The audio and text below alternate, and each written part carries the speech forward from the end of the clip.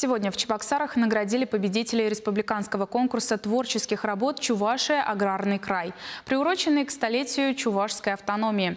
Организаторы республиканский Минсельхоз и Чувашский государственный аграрный университет отметили лучшие материалы о сельском хозяйстве.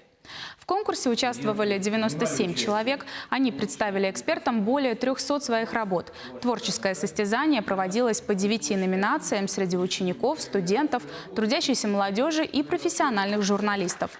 В числе победителей есть и корреспонденты ГТРК «Чувашия». В номинации «Лучший телесюжет» выиграла Екатерина Фомина за авторскую программу «Алран Кайми», выходящую на экраны уже более 6 лет. В ее передаче подробно рассказывается, как чувствует себя отрасль в регионе и какие инновационные технологии помогают чувашским аграриям оставаться лучшими в стране. В номинации «Лучший радиосюжет» победу одержала Ирина Паргеева за цикл программ «Что посеешь, то и пожнешь».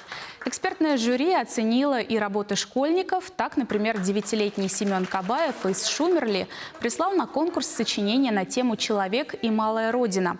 Его работа – настоящее исследование, в котором он подробно рассказал о происхождении своего родного города.